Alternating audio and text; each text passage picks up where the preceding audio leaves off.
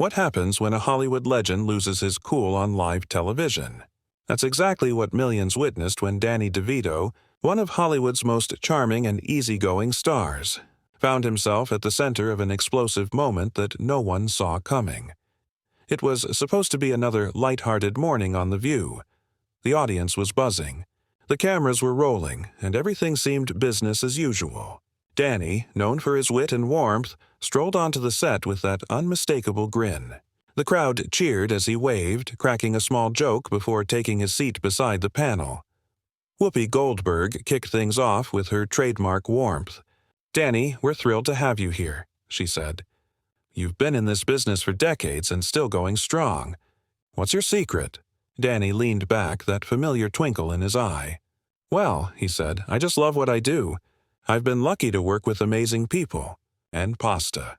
You can't forget the pasta." The room erupted in laughter. Everything felt smooth, effortless, exactly what producers dream of. The conversation flowed naturally as they talked about his latest projects, the state of Hollywood, and his long, colorful career. Danny was sharp, genuine, and as funny as ever. When Sunny Hostin complimented him on bringing authenticity to every role, from Taxi to It's Always Sunny in Philadelphia, Danny smiled, truly touched. The energy was upbeat, light, and comfortable.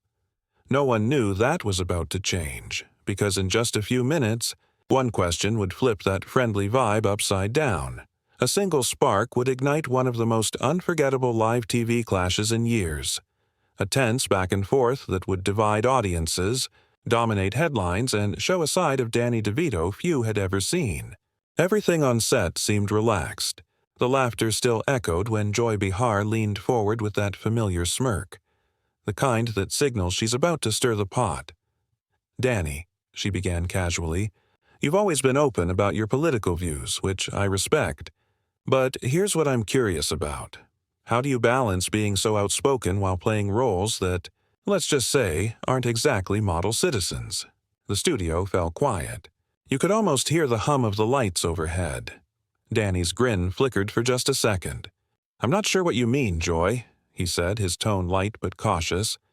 Joy pressed on, unfazed. "I mean, you've played crooks, sleazy guys, the morally questionable types.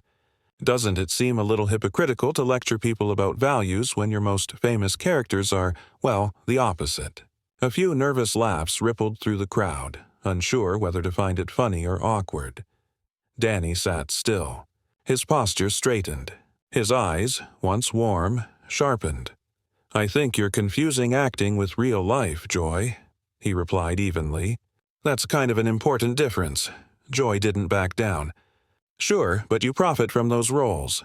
You've built a career around characters who glamorize bad behavior, and then you go on to tell people how they should live and vote. That's not a little contradictory." The tension in the room was thick now. Whoopi Goldberg tried to ease in. "I think what Joy's trying to say," but Danny cut her off, his voice calm but edged. "No, let's hear her out. I want to know exactly what she's trying to say." That's when the mood shifted completely. The crowd, once laughing, sat frozen. The camera crew stopped moving. Even the panelists exchanged nervous glances. Joy, mistaking his patience for permission, went further. "Look, I'm not attacking you, Danny. I'm just saying maybe actors should stick to acting instead of trying to influence politics when their careers are based on pretending." Danny's jaw tightened. "So, you're saying because I play characters I shouldn't have opinions? That's quite something." What followed would become one of the most explosive exchanges daytime television had ever seen. Joy had touched a nerve, and Danny wasn't about to let it slide. The air in the studio was no longer friendly chatter. It was static. Danny leaned forward, eyes locked on Joy, his voice calm but laced with steel. "Tell me something, Joy. Do you actually understand what acting is?" Joy gave a small defensive laugh. "Of course I do. I don't think you do," Danny said evenly. "Because if you did, you wouldn't sit here making one of the most tone-deaf comments I've ever heard on TV." The audience gasped. A few clapped nervously, unsure if this was still part of the show.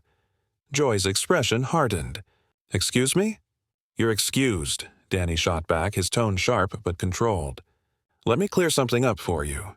Acting isn't about glorifying bad behavior. It's about showing it for what it is. When I play a corrupt or selfish man, I'm not celebrating him. I'm holding up a mirror to the world. That's the job. The studio was dead quiet. Whoopi tried to jump in again, but Danny wasn't done. It's not about pretending, he continued. It's about truth, even the ugly kind. That's what storytelling does. It makes people think. It challenges them. And, yeah, sometimes it makes them uncomfortable. Joy tried to interrupt, but Danny's energy had shifted from irritation to conviction. And let me tell you something else, he said, pointing slightly toward the camera. Being an actor doesn't make me less of a citizen. I live in this country. I vote. I care about what happens. Playing flawed characters doesn't take that away from me. Whoopi leaned forward, her voice soft but firm. Danny, maybe we should— No, Whoopi, he said, not looking away from Joy. This is important. People need to stop confusing the messenger with the message. You don't have to agree with me, but don't tell me to stay in my lane just because my lane happens to be Hollywood. The crowd stirred again, a few cheers breaking the silence. Joy crossed her arms, her tone sharp. You're taking this way too personally. Maybe that's because you made it personal, Danny replied. Every face on the panel told the same story. Disbelief. The moment that had started as a casual jab had turned into a masterclass in on-air tension. What no one knew was that the next few minutes would push things even further and nearly bring the entire show to a standstill. By now, the energy in the studio had changed completely. The smiles were gone. The laughter had vanished. Even the audience, who usually fed off light-hearted banter, sat frozen, unsure whether to laugh, gasp, or clap. Joy tried to recover control of the moment. Danny, you're overreacting. All I did was ask a question. Danny leaned closer, his voice low but firm. No, you didn't just ask a question. You made an accusation. You implied that actors shouldn't speak about real issues because they pretend for a living. Joy's jaw tightened. That's not what I said. Danny didn't flinch. That's exactly what you said. You think being an actor cancels out my right to have opinions. But let me remind you, Joy, playing a role doesn't make me fake. It makes me human enough to understand every side of a story. The crowd started to murmur. Someone clapped once, quickly silenced by the tension. Then Danny raised his voice slightly, not in anger, but in conviction. We tell stories about people, good and bad, because that's how people learn, how they connect, how they see themselves. That's what art does. It reflects life. You call it hypocrisy. I call it honesty. Joy gave a dry laugh. So now you're a philosopher? Danny stared at her, calm and steady. No, Joy, I'm an artist. And maybe that's something you'll never understand if you think art's just about entertainment. Whoopi Goldberg tried once more to step in, her hands raised. Okay, let's cool it down. This is getting too heated. But Joy wasn't backing down. No, let him talk, she said sharply. If he wants to insult me on live TV, go ahead. Let everyone see what happens when you question a Hollywood elite. Danny blinked slowly, incredulous. Hollywood elite? He laughed, but it was humorless. Joy, you sit here on national television every day getting paid a fortune to share your opinions, and you're calling me elite? That's rich. Really rich. That line got a reaction. The audience half laughed, half gasped. Sarah Haynes shifted in her seat, whispering something to Sunny Hostin, who looked mortified. Alyssa Farrah Griffin, the usually composed co-host, looked like she wanted to crawl under the table. Joy pressed on, her voice rising. You actors think you can say whatever you want because you're famous. And you think you can say whatever you want because you have a microphone, Danny fired back. The only difference is, I don't tell you to shut up when I disagree with you. The words hung in the air like smoke. It wasn't yelling. It was too sharp, too precise. Every word cut clean. The studio was still. No one dared move. Then the unexpected happened. The audience started clapping. A few stood up, cheering as if watching a boxing match that had gone from sparring to knockout punches. Whoopi tried to force a smile. We're going to go to commercial. No, Danny interrupted. Not yet. And with that, the moment tipped over completely. The conversation was no longer an interview, it was a showdown. The room felt electric, not with excitement but with tension that could snap at any second. Cameras kept rolling. Producers behind the glass were waving frantically, but no one on set dared break the moment. Joy leaned back, arms crossed. "You know what, Danny? You're proving my point. The moment someone questions you, you go off the rails." Danny tilted his head, unfazed. "No, Joy. I'm standing up for what I do, and for every person who's been told their voice doesn't count because of what they do for a living." Joy let out a sarcastic laugh. "Oh, please. You're an actor, not an activist. Playing pretend doesn't make you an expert on the world." That's when Danny stood up. Slowly, calmly. But the shift in the room was instant. His presence seemed to fill the entire studio. "Playing pretend?" he repeated softly. "You really think that's all we do?" The studio went silent again. Whoopi, sensing things could spiral, tried to jump in. "Danny, come on, let's just—" But Danny wasn't finished. His tone was firm, deliberate. "Let me tell you what I do, Joy. I study people. I listen. I learn. I read. I talk to folks from every walk of life. I spend months trying to understand what makes someone tick. The pain, the joy, the fear. That's not pretending. That's understanding." Joy smirked. "Sounds poetic. But at the end of the day, you're still an actor. Not a politician. Not an economist. Not a policy expert," Danny fired back instantly. "And neither are you, Joy. You're a comedian turned talk show host who gives political opinions every day. And that's fine. But don't sit there and tell me my voice means less than yours because of what I do." The crowd erupted in murmurs. You could feel the split, half the room leaning toward Danny, half toward Joy. Sunny Hostin tried to calm things down. "We all want the same thing," she said gently. "We just have different ways of expressing it." But Danny shook his head. "No, Sunny, what we want is respect." Joy didn't ask a question. She took a shot. "And I'm not going to sit here and smile through it." Joy leaned forward now, voice sharp. "So you can dish it out, but you can't take it." Danny's eyes narrowed. "I can take criticism. What I won't take is disrespect, especially from someone who doesn't understand what she's criticizing." The audience gasped again. Whoopi looked exhausted. Sarah fidgeted. Alyssa pretended to check her notes. "Wow," Joy said coldly. "You've shown everyone exactly who you are today." Danny leaned in, voice low and steady. "You haven't seen me lose it, Joy. This is me being calm. If I were losing it, trust me, you'd know." The silence afterward felt endless. Whoopi finally raised her hand. "Okay, we need a break." But Danny didn't move. "No, not yet. You wanted this conversation, Joy. Let's finish it." It was no longer just a TV moment. It was a cultural moment happening live. The studio lights burned brighter than ever, though no one dared breathe too loud. Everyone knew they were watching something that had gone way beyond a talk show spat. Joy leaned forward, voice dripping with sarcasm. "Oh, I'm sorry. I didn't realize dressing up and pretending to be other people for a living makes you an expert on politics." The words hit like a slap. The audience collectively gasped. Even the camera crew froze. Danny went still. Then slowly he stood again, not in rage, in disbelief. "Playing dress-up," he repeated quietly. "That's what you think I do?" Whoopi's voice broke through the silence. "Danny, please, just sit down." But he didn't. His tone sharpened, but his voice stayed calm. Almost too calm. "Is that what you think Meryl Streep does? Or Daniel Day-Lewis? Viola Davis? We play dress-up?" Joy crossed her arms, clearly realizing she'd gone too far but refusing to back down. "I'm just saying." Danny raised a hand. "No, let me tell you what we actually do. We study people. We live their pain. We carry their emotions. We become the mirror of society. The good, the ugly, the broken. That's not pretending, Joy. That's empathy." The audience sat spellbound. You could feel every heartbeat in the room. He took a breath, then continued. "We help people see themselves in stories they'd otherwise ignore. We make them think. We make them feel. And sometimes we make them uncomfortable.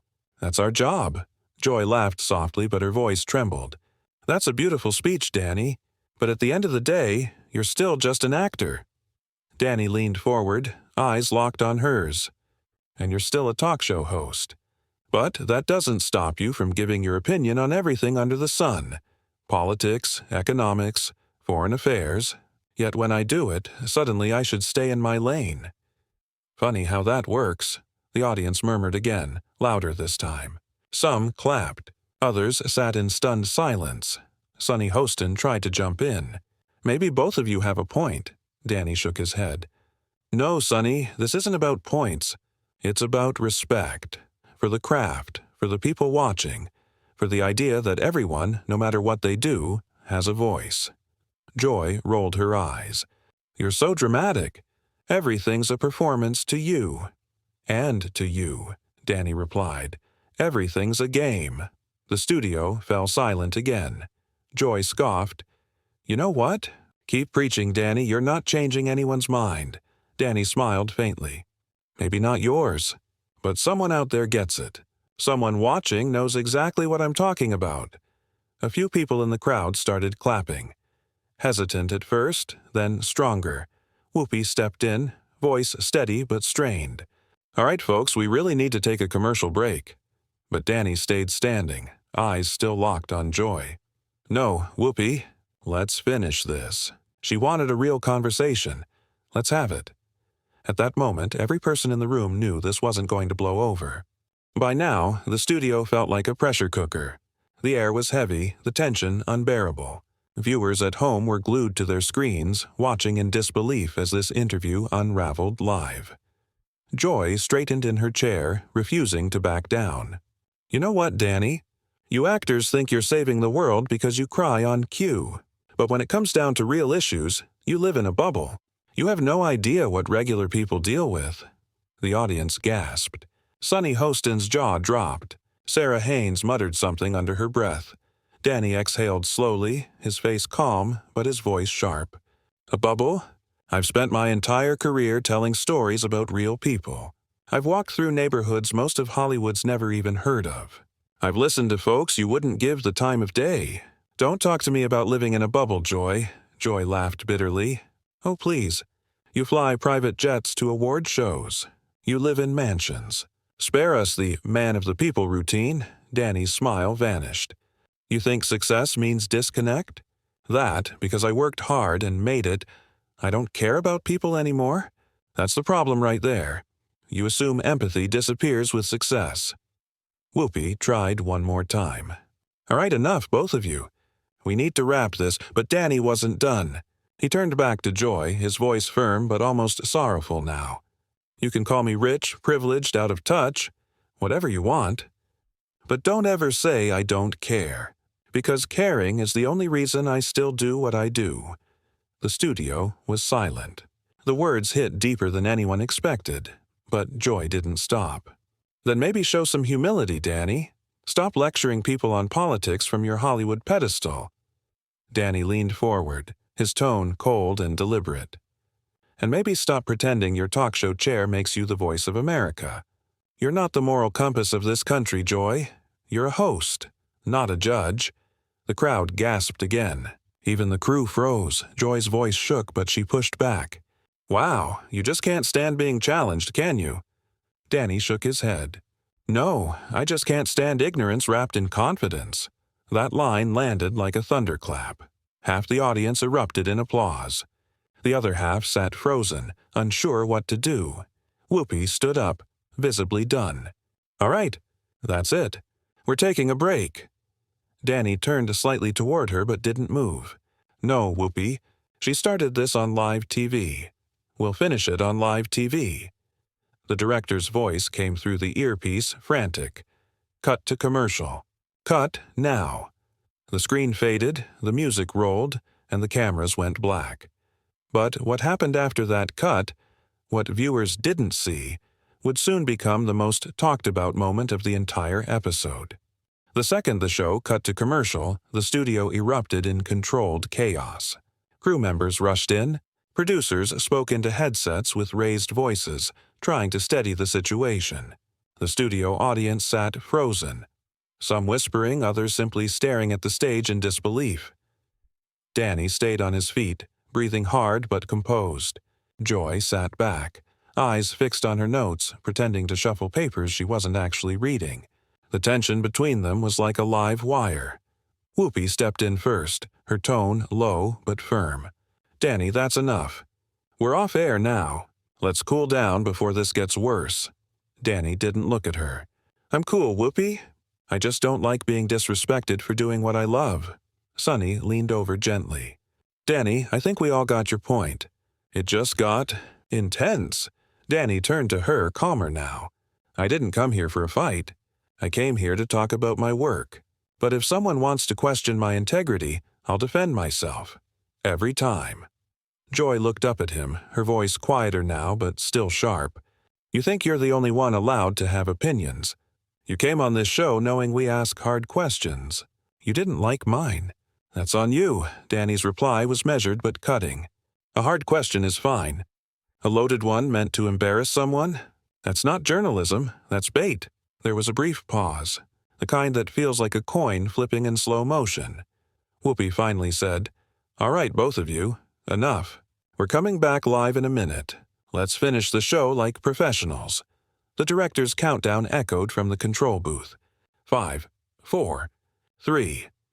By the time the cameras came back on, the panel had rearranged themselves like actors forced into a peace treaty. The energy was different. Stiff smiles, guarded tones, eyes avoiding contact. Whoopi's voice came through steady, though her face said everything. "Welcome back to The View. We had a spirited discussion before the break," she said, forcing a light chuckle. "But now let's move on to something fun." Joy's smile was thin and cold. Danny sat upright, silent, expression unreadable. The segment that followed was supposed to be cheerful. Weekend plans, cooking tips, a celebrity birthday shout-out, but it felt like small talk at a funeral. The audience clapped out of habit, but no one was fooled. When the show finally ended, Whoopi thanked everyone for watching. The applause sign flashed. The hosts stood up. Danny shook hands with Sonny and Sarah, nodded politely at Alyssa, and walked straight past Joy without a glance. The second he left the stage, chatter exploded. Crew members whispered. The audience buzzed. Clips were already being trimmed and uploaded online before he even reached the studio door. Within minutes, Twitter, TikTok, and Reddit lit up. The hashtags DeVito, On The View, and Joy vs. Danny began trending. What started as a morning interview had turned into a cultural moment. By the time Danny DeVito left the studio, the internet had already turned his on-air clash into a storm. Within minutes, clips flooded YouTube, TikTok, and Twitter. Headlines screamed, "Danny DeVito explodes on The View," and "Joy Behar crosses the line." On social media, battle lines were drawn fast. One side praised Danny for standing up for his craft and calling out what they saw as disrespect. The other accused him of losing his temper and proving Joy's point. Comment sections turned into war zones. Finally, someone says what actors had been thinking for years. He overreacted. She was just asking a question. Joy was baiting him, and he took the bait. The clip hit 1 million views before lunch. Talk show pundits replayed it on loops, analyzing every gesture, every pause, every glance. Entertainment blogs labeled it the most uncomfortable live TV moment of the year. But behind the noise, something bigger was happening. The argument had cracked open a wider debate about art, activism, and who gets to speak. News anchors dissected it like a national issue. Some said Danny represented frustrated artists tired of being told to stay in their lane. Others claimed Joy was voicing what many viewers felt, that Hollywood had become too self-righteous. Memes followed fast. One showed Danny glaring with the caption, "When someone calls acting dress up." Another showed Joy smirking, "When you realize you poked the wrong bear." Even celebrities started weighing in. Actors backed Danny publicly, calling his reaction long overdue. Comedians defended Joy, saying she was doing her job. It was no longer just about two people arguing on TV. It was about identity. Who gets to have a platform, and whose voice holds weight? Meanwhile, Danny stayed silent. No posts, no statements, just one photo surfaced. Him walking out of the building, head down, no entourage, coffee in hand. That image alone became symbolic. The calm after a cultural explosion. The producers of The View reportedly went into crisis meetings debating how to handle the fallout. Some insiders whispered that the segment would be quietly scrubbed from future reruns. Others said the network executives saw the ratings spike and wanted to replay it. Back in Hollywood, Danny's team fielded calls from journalists non-stop. His publicist told reporters, "Danny stands by what he said. He believes in respect for the craft and for open conversation." Joy, on the other hand, addressed it the next morning with a tight smile. "We had a lively debate. Danny's passionate, I respect that.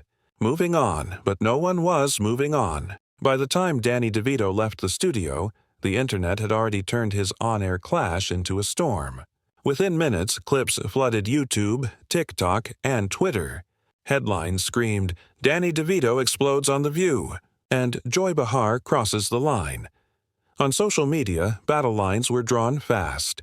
One side praised Danny for standing up for his craft and calling out what they saw as disrespect. The other accused him of losing his temper and proving Joy's point. Comment sections turned into war zones.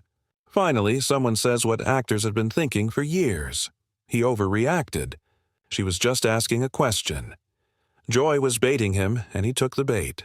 The clip hit 1 million views before lunch. Talk show pundits replayed it on loops, analyzing every gesture, every pause, every glance. Entertainment blogs labeled it the most uncomfortable live TV moment of the year. But behind the noise, something bigger was happening. The argument had cracked open a wider debate about art, activism, and who gets to speak. News anchors dissected it like a national issue. Some said Danny represented frustrated artists tired of being told to stay in their lane. Others claimed Joy was voicing what many viewers felt, that Hollywood had become too self-righteous. Memes followed fast. One showed Danny glaring with the caption, "When someone calls acting, dress up." Another showed Joy smirking, "When you realize you poked the wrong bear." Even celebrities started weighing in.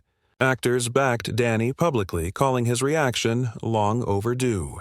Comedians defended Joy, saying she was doing her job. It was no longer just about two people arguing on TV. It was about identity. Who gets to have a platform, and whose voice holds weight. Meanwhile, Danny stayed silent. No posts, no statements. Just one photo surfaced. Him walking out of the building, head down, no entourage, coffee in hand. That image alone became symbolic. The calm after a cultural explosion. The producers of The View reportedly went into crisis meetings debating how to handle the fallout. Some insiders whispered that the segment would be quietly scrubbed from future reruns. Others said the network executives saw the ratings spike and wanted to replay it. Back in Hollywood, Danny's team fielded calls from journalists non-stop. His publicist told reporters, "Danny stands by what he said. He believes in respect for the craft and for open conversation." Joy, on the other hand, addressed it the next morning with a tight smile. "We had a lively debate. Danny's passionate, I respect that. Moving on, but no one was moving on."